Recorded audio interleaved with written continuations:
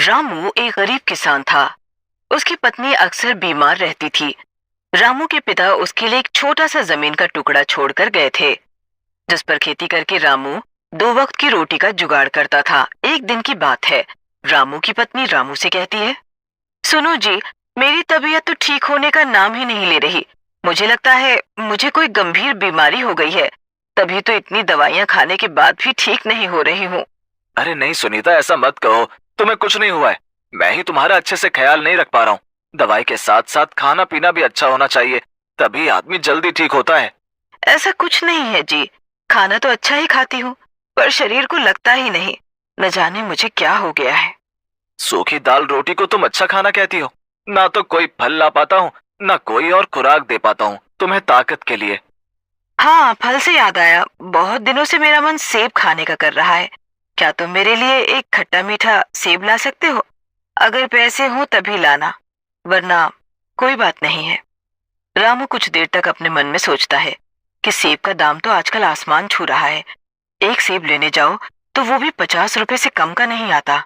कैसे वो खरीद पाएगा? अरे क्या सोचने लगे तुम? इतना भी मत सोचो। चलो खाना खा लो, फिर तुम्हें खेतों पर भी जाना है। मेरा क्या है, दिन भर पड़ी रहती हूँ बिस्तर पर। बस तुम पर बोझ बनती जा रही हूँ मैं। अरे नहीं नहीं सुनीता, ऐसा बिल्कुल मत सोचना। तुम ही तो मेरी ताकत हो। तुम्हारी इस हालत का जिम्मेदार मैं ही हूँ।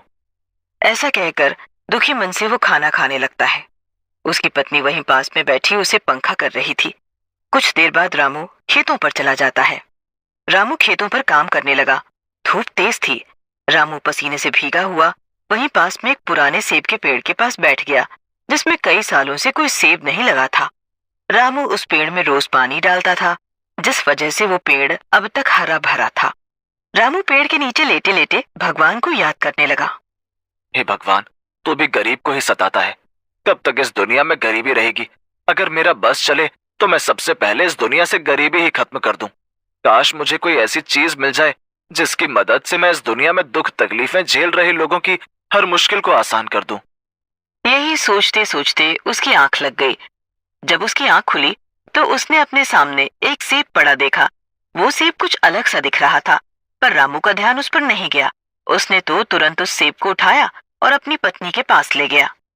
अरे मैंने तो तुमसे ऐसे ही बोल दिया था कि मेरा मन सेब खाने का कर रहा है, पर तुम तो सच में ही सेब ले आए। लेकिन जरा देखो तो, ये तो कुछ अलग सा लग रहा है।